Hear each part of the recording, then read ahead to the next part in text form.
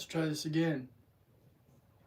We're going to go into this is not financial advice, and we've been asked about price prediction on ISO tokens and the Black Sun coin. So I'm going to get right into this, and we're going to say I don't really do financial or price predictions, and we can look at when it comes to ISO tokens, the overall value is really people need to almost look at it like you're asking basically, okay, there's a race car in a race car race, and what time and speed will you finish at the finish line? And it's not going to be exactly like to the minute and second. It's not going to be how it all works. As a lot of these things are orchestrated. The best way to look at it is you look at really more of, well, there's got to be a place of how the race car driver and where it's going to be at. Really looking at the future in regards where it will be at a full scale and volume, and it's sort of like things people need to look at for generational wealth in your family is instill people and people who hold on to assets, investing short-term volatility, unless you're a trader investing in long-term viability. Networks and things like that will, in a sense, meet to reach, but not quite at its peak. And it's like, let's say the maximum utility is, say, something reached a point where its maximum utility is just a runaway effect, like it's going to keep going because the best way to look at it with ISO tokens in particular and Black Sun coin is you look at the entire liquidity of a market. It's only like 50 or 60 billion dollars worth of value in the ecosystem, and I sort of hate comparing it to that, but really want to look at it like what's everything that you plan on seeing it add up to, and add all those assets together in currencies, bonds, stocks, blah, blah, blah, whatever. And you don't want to look at the actual value. You want to look at the overall volume happening in those networks and sort of anticipate the future of all. You remember the volume networks, the higher it'll be, the faster, the more cheap and cost effective it'll be as well. Exponential effect will be on this, more transactions, cheaper network speeds, efficiency, effectivency. This sort of is really a way to look at it. And I won't even really look at it in price terms, a market cap, because the liquidity in the market cap is going to determine based on how much liquidity in the market, based on the assets, based on the volume, based on things where in the ecosystem is not just all the ISO tokens, the ecosystem as well, comparable market caps, financial ecosystems. We see mostly because reside in the new public chains that make sense of this in terms of it doesn't just go for, like these different ISO tokens, but there's a handful of tokens out there looking for a long-term viability. There'll be the best thing to say these networks are going to be like multi-trillion-dollar market caps, ecosystems, and who's going to know what and how you could determine that. It's going to basically change the whole financial market in a multi-trillion-dollar market cap. And the difference in between these markets, when I worked at Flashbank in Boca Raton, the best way was we looked at it from the own price predictions and a good range from people to sort it out, like long-term viability and long-term adoption going somewhere. They didn't know where, but somewhere. So I try to record like the race car driver and everything, what place he'll be. It'll be the top three, in the race. That's the thing to look at. Not necessarily like the price, but the financial market, on top of being able to adapt them towards the future, operating a faster, more cheaper, efficient way of being able to do what they already do. And, like there's only 100,000 of us and 0.0005% holding it. So that's like a cushion that would give us a little extra liquidity if you think about it, as that offers financial freedom we've not yet seen before, and the whole world scenario of this matrix simulation. There's going to be two things that's going to happen. Incentives, two big things. The CBDCs, that's the thing, is regulations and CBDCs. Is actually made a video about this in the last two videos. Everything, the biggest thing is sort of holding like a lot of crypto. Back in the day, people jumping from fiat to crypto, it's the fees are high and people use Coinbase and things like that. different apps, and not everyone's asking, but everyone's looking at the technologies, the AI investments, investing in things you probably wouldn't even care about. But there's many things that are people are sort of like, should I put it there? Many things people are sort of like focused on. I feel like you don't really have to be here. Well, I should go with this or should I go with that? Put it here. Um, it's definitely up to your own intuition, what you feel technically. So I'm trying to say the best way to put this. I don't know how I could put this. I don't want to waste time to break it down. I could maybe do something else on it. I plan on doing Twitter videos on how to actually do staking. So I may just do a different video to break it down because it's very complicated to explain intricate topic such as the CBDC's regulations that we're accruing to as we're in a development phase. Even with the Blackstone token, I'm shocked. But we're operating on decentralized networks. The same dollars that's in your bank account would be the same like USDC and Coinbase. To see what I mean, you're jumping from like fiat to crypto would be entirely native to like the banking system. So it's true, you're trying to put it in a reason and say like that's not native to the banking system, and CBDC is a native like to financial assets, stocks, bonds, derivatives, and all this reside because technologies are going to be there, jumping to start people to interact with these technologies in the native manner without having to feel like they're jumping from a banking sector to a crypto. What it's going to be is a merging development of one simulation that's going to operate in the banking sector, crypto world, and liquidity. This is certainly the future. It'll flesh out the network. I mean, you don't have small minorities of people that are not going to know how to do this, or only certain people who do know how to do this, buying products and services of crypto. They didn't even know crypto is a stock trading. You can have like Robinhood, if you have that aesthetically, back in the series of smart contracts, and boom, already every single use in the smart contract is usable. And what's happening is you could be going to your bank account still thinking like, I'm just using this fiat to buy stock. In reality, it's a contract backed in to build on liquidity. That's the biggest thing in the terms, is getting regular people into the space where you can buy goods and services with crypto. And the second thing would be regulation, because the biggest thing now is a lot of companies and a lot of financial firms on the sidelines. One or two, three things that a small firm can do is they want to hope that they don't get sued, that they sit back on the sidelines because they're afraid that they have a bunch of lawyers that they aren't about to know what wall, what time frame, if they're breaking some regulation. Majority of them aren't, and the third one is the majority of them sitting on the sidelines, and the small ones are doing things like comparably to regulations, where they play the biggest thing, regulations and securities and laws, when this is a actual currency. Okay, the difference in the cryptos can be classified as securities and equities, because the importance is that people are worried about the cryptos being a security, and that's where we're at right now. I look at a time frame of March 20, I would say 1st to 28th to June. It's just like Tesla. It's cool when it's decentralized networks. So when I buy a Tesla stock, I know I have to stop now. In traditional sense, I would need a license to sell that. Would need to go through and sell if it was on a decentralized network. I didn't need a broker. I wouldn't need a broker. And the worst part, to sell something, like say in Brazil, a country where I sold it, due to brokerage, the security law, something like that, and guidelines, how business operates, as opposed to networks as a whole, you would keep people from essentially that type of interaction in the decentralized sense. So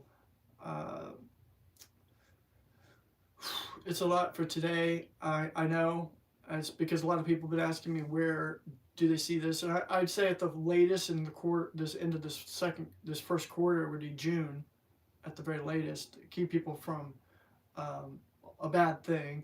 Of course, that's what they're trying to do, is fearmonger people out of the technologies, which by law accommodate, having anticipated this huge anticipation. It's like a ripple effect or avalanche, and the securities and a lot of these financial instruments were built under the guise of centralization. So we have to understand that that's what we're going back to. The centralized authority, so you get some sort of a consensus over what's happening, to actually make those transactions, so you don't need a central authority anymore. Totally flips the game on its head regarding licensing into certifications, and how you operate normally.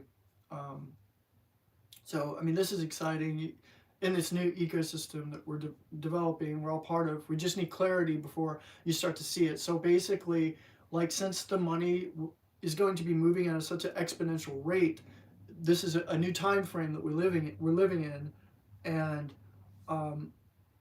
the market cap and liquidity would actually enhance it to a whole other level we've never seen before. So those who are integrated into that investment will definitely benefit and reap the benefit in the end, very, very shortly, actually. Where, like, we see the chat GPT AI technologies actually growing and having more members, like 100 million within the first 2 months it's been here. You can actually go check that out. Which far exceeds TikTok, YouTube taking 10 years to grow, Facebook taking like 4 years to grow. You had MySpace, took a duration of time. Google, 20 years it's been in development. Amazon, over 20 years. A lot of these developments, when they first started, didn't make any money the first 10, 20 years, and that's because they actually were giving their services away for free to the people or to the institutions, B2B, B2C, depending on whatever it is, business to consumer, business to business. So, like, in the end, that's what made them and their customers addicted to the services or coming back. And later, we see them as pioneers and monopolizing off of becoming a paradox, or the main top dog in the industries. So you start seeing this absolute massive insane adoption that we're going to end up seeing. And the only reason I say that is right now was already the case, but it would be already the case. But it's so funny because it's like it's building up and building up, and a lot more people know about, like, crypto since 2017. There's more people knew about it in 2017 than they did in 2014, for example. So it's building, and it's only been in a lifetime frame within, 12 years. So the races have been no clarity yet and no liquidity base. So it's basically been a test. And going off from the banking systems, just been watching it and kind of mocking it, or not taking it as serious as they should have, perhaps. But it's that's the dilemma when we see it all in good company. The banking system, the institutions. We see that two things are going to happen when you start seeing this insane adoption, like no other. Is that what I've been trying to tell people, and like what I think there's going to be about 100,000 people that are going to insanely benefit from this, and there's about 4 million people overall right now who will get into this, essentially, this next step, similar to like cash to debit. When that happened, it's just like, for example, when we first had internet. Okay, there was the big internet boom. Okay, not even 40 years ago. Of course, the CIA created it from the war efforts. CIA had developed the internet, and with that technology, people didn't even know what the email was. They talked about email that was given out on live television. It was Brian Gumbel who said, "What is email?" Like, they didn't know what email was. That was in our lifetime. Like, in 20 years ago, people didn't know what email was, right? So there's the same aspect of that. Same with like Google, and we didn't have internet like we do today, where you can actually integrate and invest and become a part of something such as that ecosystem prior to it taking off, right? So like Amazon, who knew about Amazon? Well, if you had known about Amazon, say you were a stockbroker, an investor, and things like that, then you would maybe take $1,000. That would be all it would take, possibly even $100, and that investment today you would be in the billions, and quite possibly it could even be trillions Well, crypto is taking it to that next step. That's what I'm trying to say. With the speed that this ISO tokens are capable of doing, you're creating a whole new ecostructure, a whole other stratosphere of AI technologies, GPT, CBDC, ISO tokens, these different type of technologies all interluding together on an interledger. So what's going to happen is the liquidity is going to go so high, so much higher than anything we've ever seen in all of humanity. So that is exciting for many of us who are involved in it early. And this is why I actually put myself out here to, I guess you could say, inspire people, or at least leave my void that I tried to tell people, that I have tried, I've put it out there. Um, so it's essentially a step similar like when we went cash to debit. People didn't think, like, people don't hold cash. Usually they have plastic. So like most people have a debit card. I have many debit cards, so I know like all these debit cards, and then you have like, even with you have Coinbase and things like that. And I even have a part of the technology, and I showed this before, that little chip, which people will, that can, there's already integrations of people putting these chips into their body, and you will be able to swipe like for transactions, instant payment and settlement immediately. So why that's important is because banks such as Swift have been using messengers which are outdated, like 100 years or 50 years outdated for sure. Okay, what they're doing is they're sending a message from your bank to the other bank when you're checking out. Okay, and they're not, it's not actually sending any money, and it takes 3 days to 5 days for settlement on that transaction. It's like a text message that's very slow and outdated. Now all it's doing is it's confirming that this bank has that money, and this bank is taking that money from their own banking and putting it into that slot, that now they have that money. There's not actually money being transferred over. A lot of people don't understand that. And even more so, for example, like Bank of America, we see people's money being swiped out and things like that. If everybody took out all their money all at once right now, there wouldn't be enough paper to hand out to everybody. In fact, only 6% of banks, only 6% of your money that's in the banking system, like say one bank, Bank of America, they only hold 6% of the total allotted amount of money that is held within the customer base, their assets. So if there are if there's $1 billion in one bank, they only have 6% of that $1 billion actually in the bank. Okay, so if everybody withdrew their money, they essentially would not be able to pay everybody out that money. Okay, so that's one example of why going into a crypto or a virtual monetary system would help change the world, because we're essentially putting everything on a higher scalability, and that's going to drastically change things, the way money moves and the world moves. You're going to see a whole other dynamic. Like, I can't even begin to explain to you, because it's so complex, how much the world will change in the next 5 years. I mean, just even by 2025, I can assure you, you could say this is some sort of a prediction or prophecy, but you will never see this world the same that you did, especially from 2012 to from 2018 till now, 2023. It'll never be the same ever again, and it's going to be irreversible. Okay, once we get to this, and then that ISO token that we're talking about reaches a stable point, that will be it'll be a stable token, and then now we're back where we are right now. Okay, come full circle. If you didn't get into it, in other words, then during the proper timing, then there's not going to be any way to infiltrate it later time. You're going to be exactly where you are, where you see yourself now. Okay, but at an exponential rate, yes, there'll be about 100,000 for sure, but probably 4 million people who will be the new 1%. Okay, and then those people can help other people, of course, creating new businesses and the ecosystem. This can wipe out all of the global debt, and that's going to be the huge thing. This can end wars.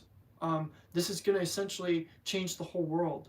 Okay, so like I said, essentially like from cash to debit cards, like that time frame. An everyday person, they didn't understand that something's changing, but something's changing so that when we take the step from like a normal currency now, fiat currency, into CBDC, say people probably on the everyday end user will probably still interact, but it's going to be completely different in the back end system. And that's what we're trying to say, is that to understand what's going on behind the scenes, like as if selling a stock or a share or something like that abroad, something, because you can buy off like a decentralized exchange, which means nobody can see it. In other words, you could have $10 million somewhere, it's decentralized, and there's no regulation, there's no one to see it. No matter what, that's not going to change. However, when using it and integrating it, now there needs to be regulation, because if you stake such a currency as that, you need to have regulation in case it crashes or something happens and you lose all that money. And of course, taxation, they're going to want to regulate it. No matter what, crypto is going to be regulated. Okay? So, I guess you would suggest in regards to the rules, only thing that I can really think of is something like everyone has identification, and everything that you have is tied to that identification on a blockchain. Also, going to see that it's actually kind of funny because it's going to be like super predictable. I think that you're going to see there's going to be something more regulating, licensing, and things like that. Okay, to operate on decentralized. Okay, because they'll be able to control it through whales anyway. You got trillionaires, people like that, JP Morgan, Chase, these different people. They're already integrating. We're already partnered with over 100 banks. So it's already in the mix. So not what I'm getting at, I said this in my last video, 90% of all your crypto tokens, if you don't know which ones to hold, they're going to disappear, they're going to be regulated, and it's going to force them off the shelf or off the virtual shelf. Self-reporting stuff like those things that you could accept and find out it's against the rules, kind of like they're kind of shaking the trees right now with a bunch of rules and stuff like that, taking out all these companies like FTX and the FFT coin token, Sam Bankman-Fried, the USDT Tether, Terra Lumens. You may have heard about these catastrophes. You know, after executives and businesses go hard after the random people online operating decentralized manner, the businesses are usually going to create a new technology to, in a sense, regulate that from that ever happening. Criminal acts. So, like, you could say there's the bad characters, the bad guys, whatever, and then you have the good. Okay, no matter what, you're going to have that those people that are trying to steal or get one out or use this technology to sell drugs, human traffic, and things, etc., etc. So, I mean, but with this new technology, you're going to be able to trace every single transaction that's ever been made. There will be no way around it. If we say take all the cash, the physical cash, and burn it, and it's all becomes virtualized, then everything becomes regulated. Everything becomes traceable. Everything becomes scalable. So if you look at it from that perspective, there's going to be three main tokens to kind of rule all of this infrastructure in the future. And of course, one day you'll wish that you had known about this. And you may even come across this video and say, damn, I wish I'd known or heard this guy talk about it. Because, yeah, it would change your life, right? So that's something exciting to look forward to. I didn't want to, I didn't really touch on any price prediction because it doesn't really matter. You have it's like you have a Bugatti or a McLaren or Lamborghini in a race car derby with a bunch of outdated cars that can't go very fast, and it's the interledger technology is going to go so fast beyond all this, and in a very short time. I'm talking about within the next 6 to 8 months. That once, for example, these lawsuits get taken care of, which I think would be March 21st, 23rd, which is ironic because that'll be 13 years in business for me, is going to be when we see from that point to June stuff we've never seen before.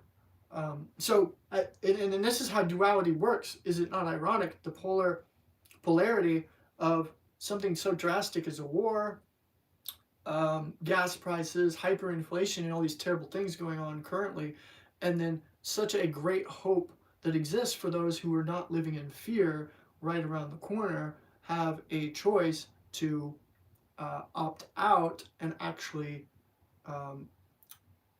gain financial, spiritual, physical empowerment through all this and create a generational wealth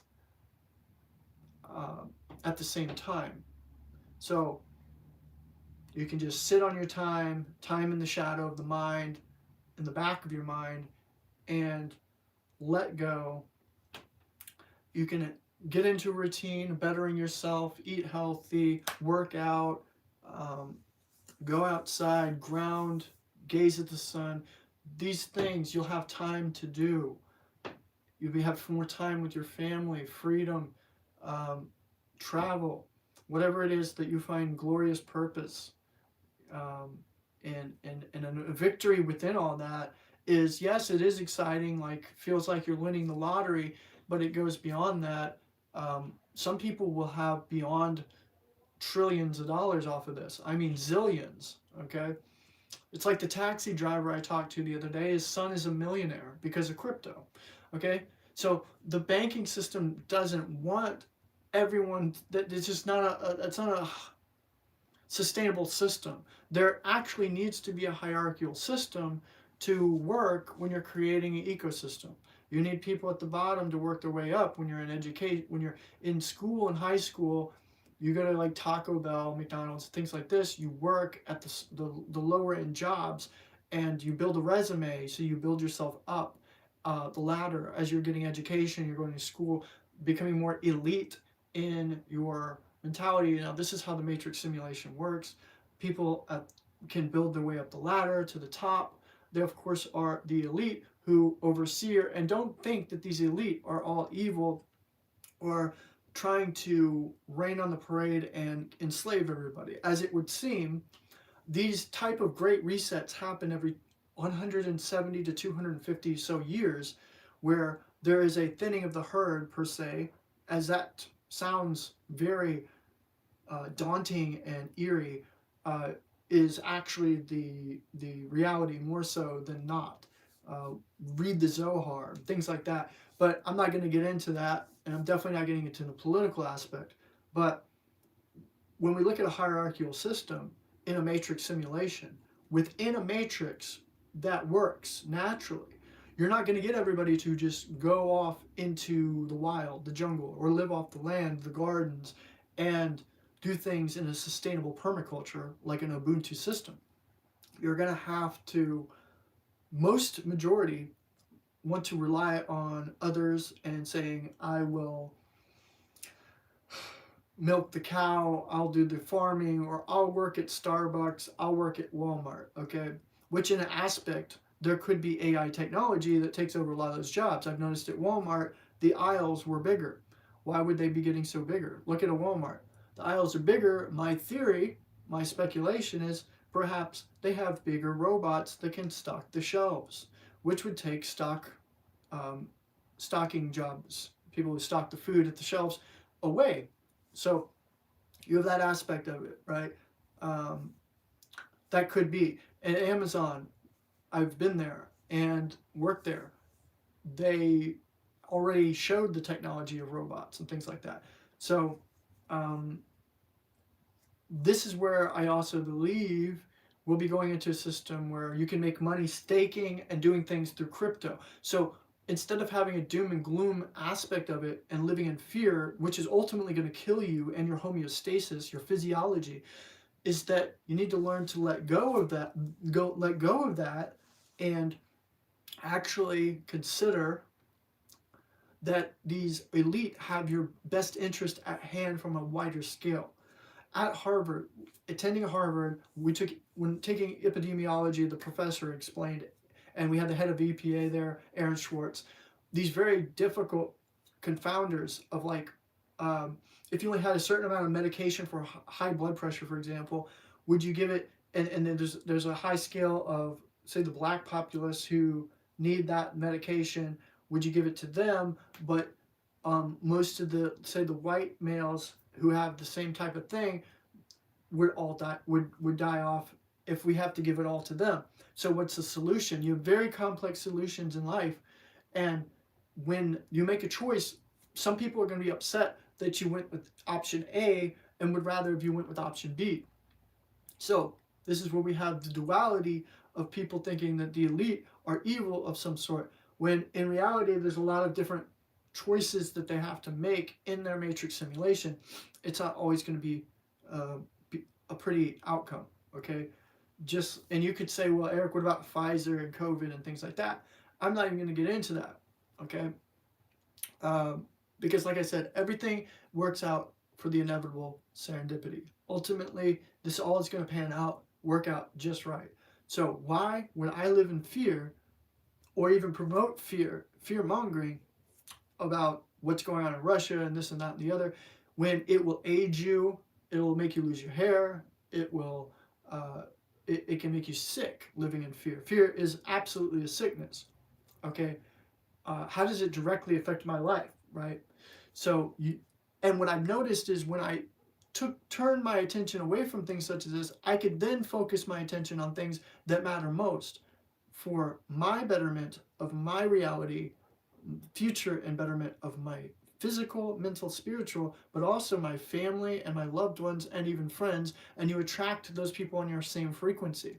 But now how could I do that if I'm spreading fear, if I'm hating on others, or I'm feeding into drama, which drama really is just an aspect or angle of somebody who is not content, stable, minded, and grounded, and is bored with their time, and feed into the unetherical wavelength of static energy, which is a distraction you created for yourself, and you will even create archon shadow reflection images of others you bring in to distract you into that drama.